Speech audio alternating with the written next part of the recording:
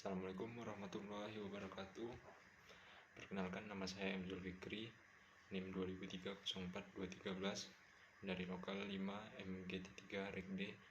Baiklah, di sini saya akan mempresentasikan UAS Komunikasi Bisnis Digital. Baiklah, langsung masuk ke pertemuan ke-9. Baiklah, saya akan menjelaskan pertemuan ke-9 mengenai presentasi bisnis. Presentasi bisnis adalah menyampaikan informasi tentang aktivitas bisnis, baik mengenai pengembangan produk, pengajuan usul proyek, perluasan pasar, dan lain sebagainya, yang dilakukan oleh pembicara kepada audien yang hadir dalam suatu forum. Adapun tujuan dari presentasi bisnis, yang pertama yaitu menginformasikan pesan-pesan bisnis kepada audiens, yang kedua menghibur audiens, yang ketiga menyentuh rasa emosi para audiens, dan yang keempat memotivasi audien untuk bertindak. Adapun dalam presentasi bisnis yang harus dilakukan oleh seorang audiens, yang pertama yaitu penguasaan terhadap topik atau materi yang akan dipresentasikan.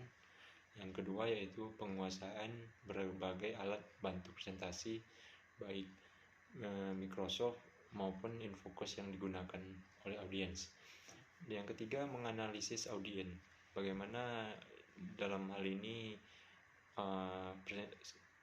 presentasi yang dilakukan oleh suatu narasumber harus dapat jelas kepada audiens.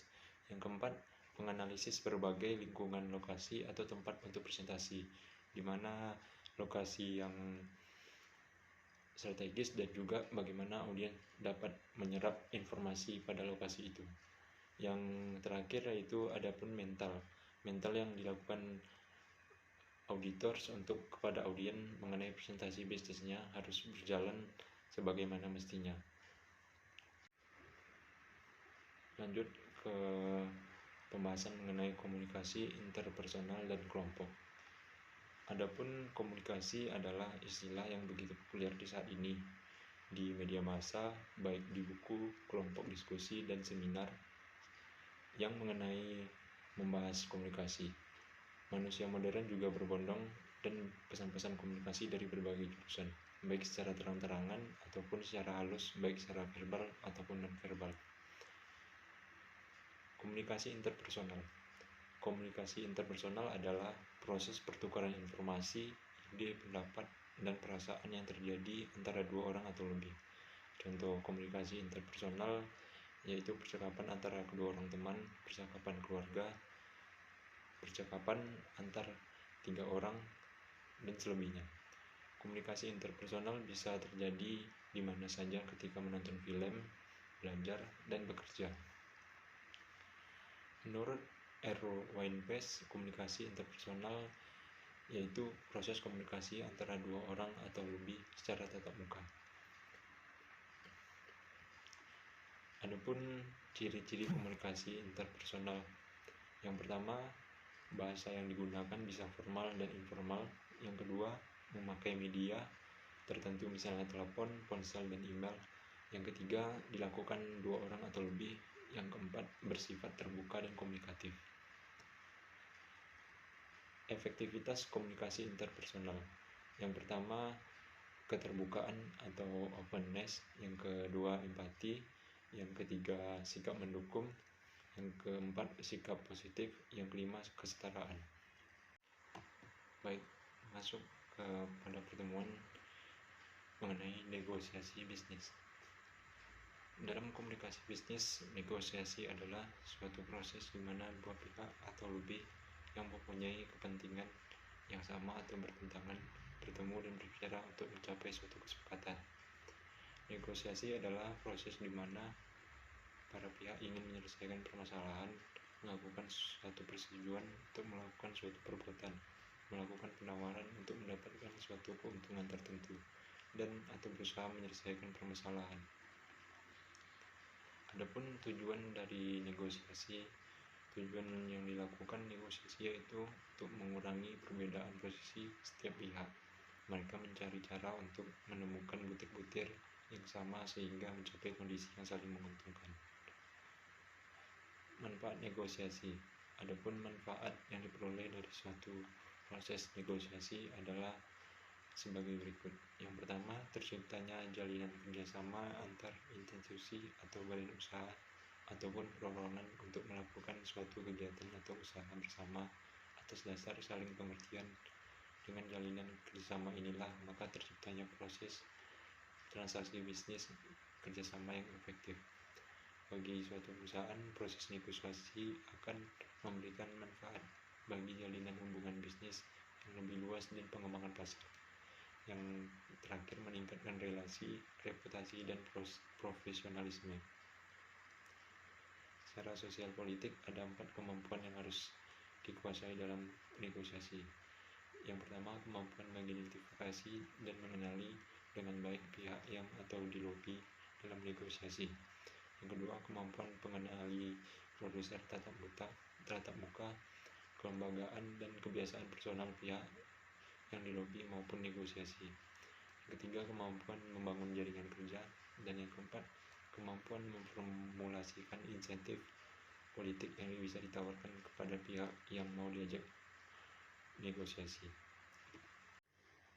Baik, saya akan menjelaskan pertemuan selanjutnya mengenai etika dalam komunikasi bisnis.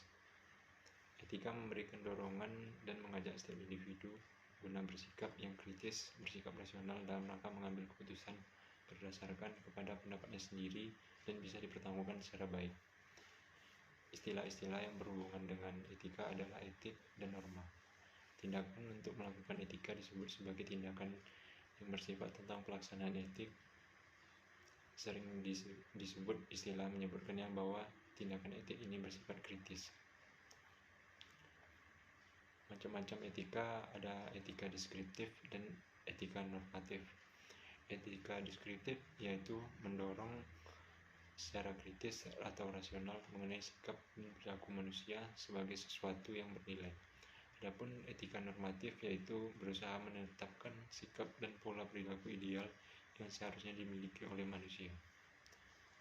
Secara umum, etika digolongkan menjadi dua, yaitu etika yang mempunyai tentang prinsip dan moral dasar, serta etika khusus atau etika yang penerapan berkelakuannya khusus. Sedangkan etika khusus digolongkan menjadi etika individual dan sosial. Mengenai etika sosial digolongkan lagi beberapa golongan, yaitu adalah etika keluarga, etika politik, dan etika profesi. Manfaat etika dalam bisnis. Memiliki sebuah etika tentu saja membuat klien merasa lebih dihargai dan tentu saja memberikan gambaran kualitas perusahaan pada klien.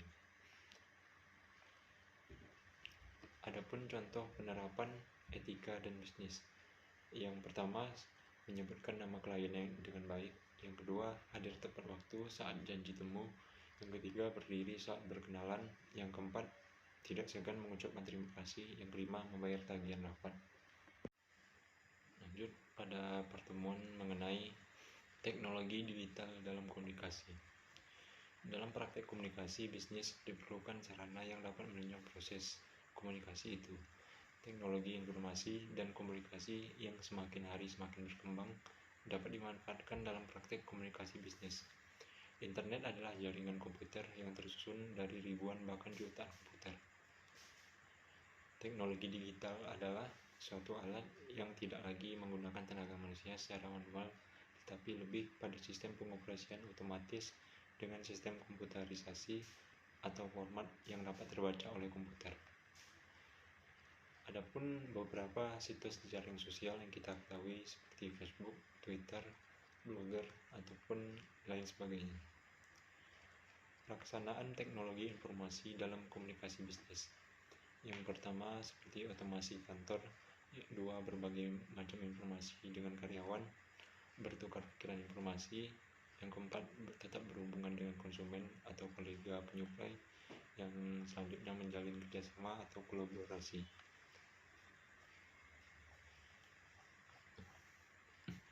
Manfaat dari mempelajari teknologi penggunaan informasi dan komunikasi bisnis.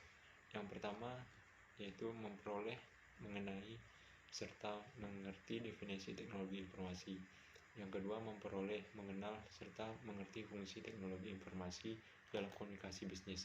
Yang keempat, memperoleh, mengenai, serta memberikan penggunaan teknologi informasi dan komunikasi bisnis. Baiklah, sekian presentasi yang bisa saya sampaikan mengenai pertemuan 9-15 dalam komunikasi bisnis. Lebih dan kurang saya mohon maaf, saya ucapkan wabillahi taufiq wal hidayah. Wassalamualaikum warahmatullahi wabarakatuh.